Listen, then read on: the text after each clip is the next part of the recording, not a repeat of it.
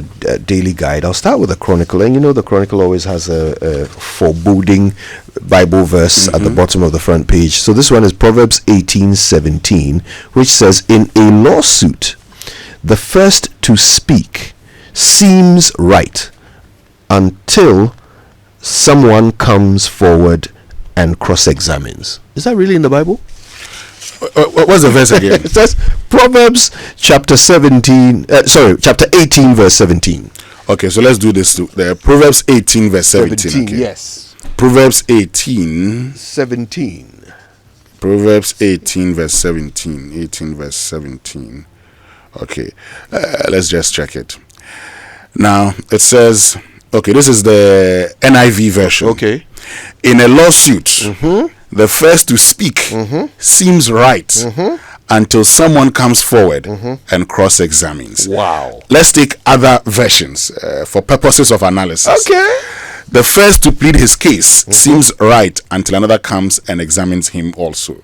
So that's the okay. Okay. This one, the NLT says, "The first to speak in court sounds right until the cross-examination begins." This is more like a legal this thing. Yes. Then the ESV says, "The one who states his case first seems right until the other comes and examines him." Fascinating, right? Yeah, when the people say everything is in the Bible, Yeah, you think they are wrong. everything is indeed in the all Bible. there. Anyway, so the banner headline is Dombo family speaks. "We don't support Brian. Dr. Baumia is our candidate." Okay. Because yesterday, you see, there were I get some it. I get it stories. now. Interesting. Okay. Eh? Okay. Meanwhile, right beneath that banner headline is this one. S.D. Dombo's nephew declares support for Brian. Okay.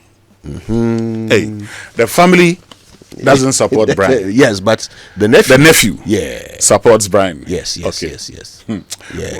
We'll get into it later on. There's always one, isn't there? Oh, well. Okay. All right. Prinpag and Glomef have condemned the assault on the class media journalist. I think we know what happened to him, unfortunately.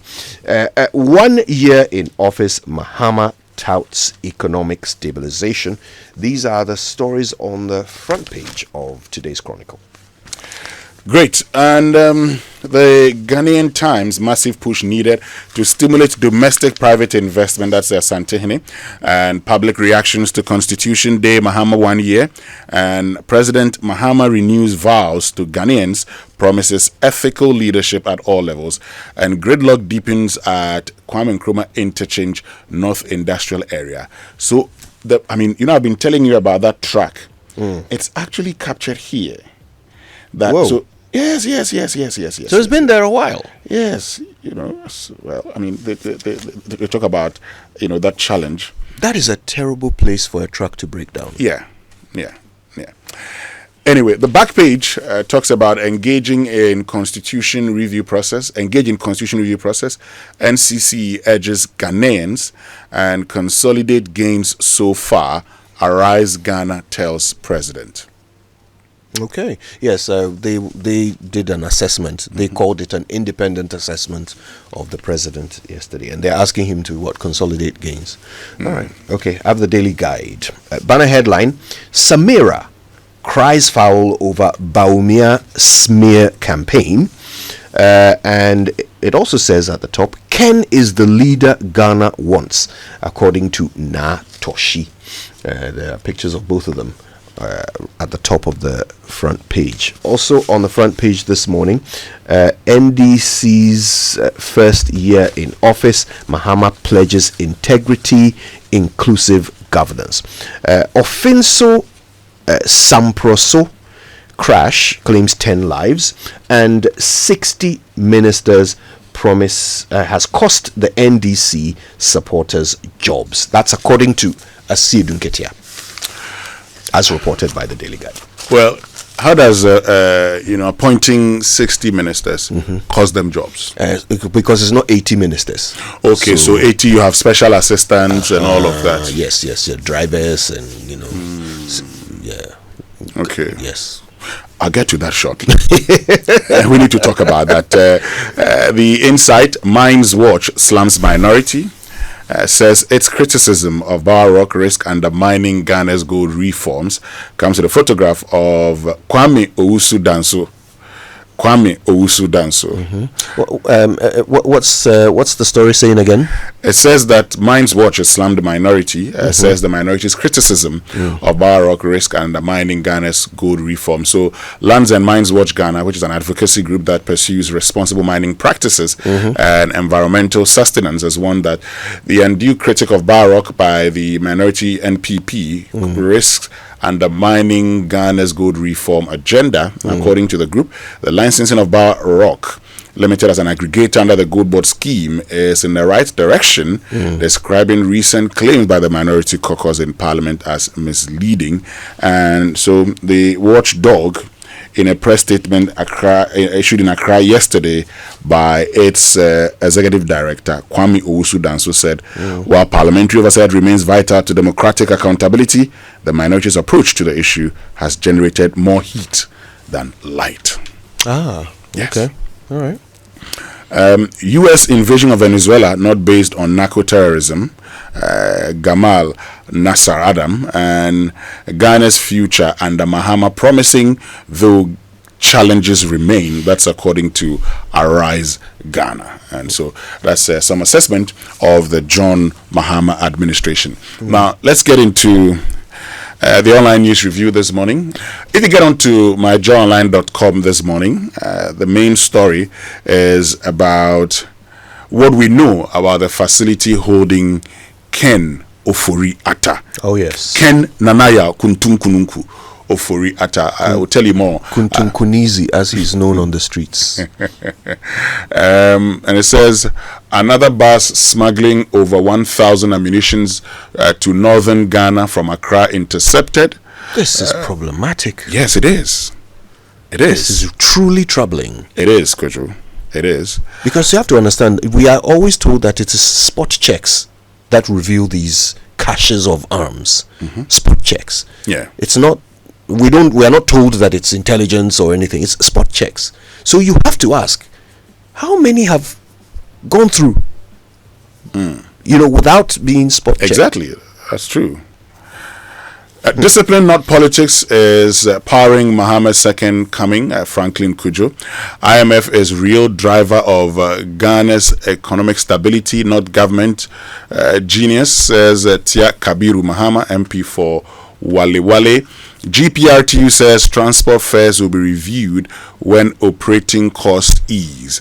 And NPP does not need Mahama to fail to return to power. Baumia's political aid. And big freeze causes travel chaos across Western Europe. And U.S. immigration agent fatally shoots woman in Minneapolis, officials say. CityNewsroom.com this morning. Ofori-Atta detained by ICE, Immigration and Customs Enforcement in the U.S.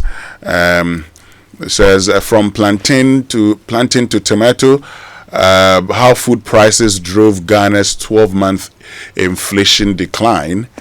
Savelugu-bound bus intercepted with over 1,000 rounds of ammunition. Baka Vomawa says 5-year presidential term must be decided by referendum, and lower fuel prices not enough for fare reduction yet. That's according to GPRTU. And I get a take on this, Kojo. Nimoy Thompson says lowering presidential age to 30 not appealing. Look, I don't know why this particular suggestion of the CRC has created such resistance. Look, I think we have clear proof that age doesn't guarantee success. It doesn't. I mean, idiots grow old too. So the fact that someone has lived long doesn't guarantee that they will do a better job than someone who hasn't. But most importantly, in the end, the choice will be made by voters. Yeah. the choice will be made by voters. So if you lower the age to say 30, right, and a 30-year-old puts himself up for the presidency, does that automatically mean they become our president? No. The voter will decide. The voter, is it that we don't trust that voters can choose who they want?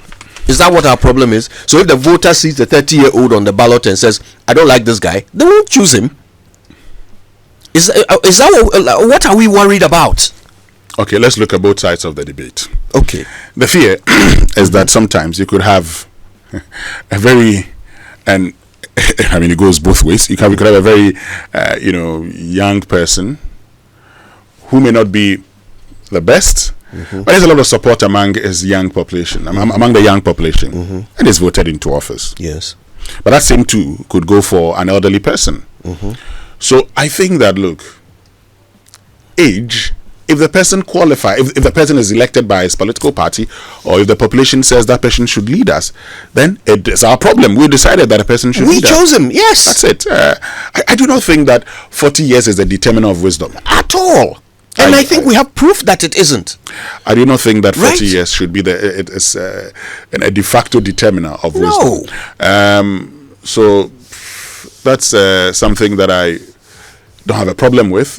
Whoever wants to be president, if you're 30, if you're 40, if you're 50, if you're 60, why is it that you can stand for election as a member of parliament when you're 21, but you cannot become president when you are 21? Yeah. So when you are less than 30, you can lead a constituency like Domekwabing. What's the name of the place? Domekwabing. Yes. What's the population there? Over 100,000. Yes. You can lead in fact, it's up to about 200,000. Okay. You can lead 200,000 people. Yes. But you can't lead the country. And let me just add this. Why? A speaker could be chosen from among members of parliament. Precisely.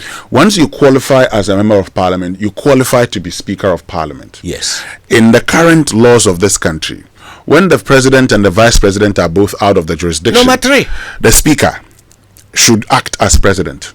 So if I am 21 and I qualify to be speaker and I can act as president, why can't I be president?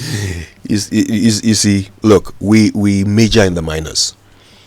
I don't understand why anybody would even care whether this becomes law or not. In the end, people will choose the person they wish to lead us. The voter will choose. So you deciding that a certain group of people should be excluded from even being put up for the choice makes no sense. Let anyone who qualifies, who is of sound mind, oh dear God, the things that we must be caring about, we don't care about those. The people who must be of sound mind, right, of good moral character, let's pick those people, whatever their age, and then let the people decide. Now, there's a story, and so let's get into the newspapers. And Kojo, you talked about Samira Bawumia crying. Yes, crying about foul. the smear campaign against Dr. Mahmoud Bawumia. Now, I don't know why politicians in Ghana, and I don't know why political parties in Ghana have not gone the United States of America way. Let the candidates debate. Okay? What the debate does is to enable us to see who is better placed, who understands the issues of the country, who is better. I mean, so would actually quiz them on every aspect. What is your policy when it comes to foreign relations? What is your policy on education? What is your policy on job creation? And here, we're not going to do just, I think that we'll pump money into the economy will go in and we'll create jobs. No, it's not how, that's not how. And, you actually would tell us. Then the people would appreciate. So when you go around, and these debates should be held across the country, when you do that, nobody will go and sit somewhere and say, well, you're free anti-mentomano. Precisely. No, we're free anti-mentomano. Precisely. But when you don't do that, and it's all play all, they would go around and say all these things. And you see, I do not think that people should be elected by virtue of where they come from. But this is the paradox in our politics. When you decide that if your candidate comes from either the south or the north, his or her running mate must come from the other side. What you're actually saying is playing to the very thing that you say should not be a decider in any election? Churchill, you know what I think? And look, I know that once I say this, there are many who will disagree. I welcome your disagreement. If you support a candidate who refuses a debate, you must stop supporting him or her immediately. Let me tell you why. Today we've allowed the flag bearers to decide whether or not they will debate.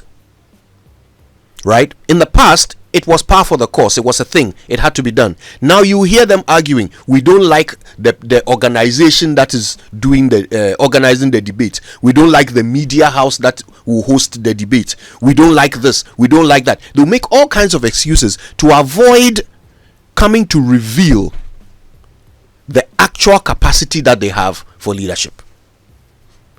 If you are supporting someone who doesn't want to demonstrate his capacity for leadership by pitting himself against his opponent in a fair debate for everyone to see who understands the issues better, if the person does not want to do that, why does the person earn your vote?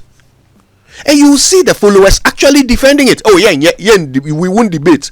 What do you mean we won't debate?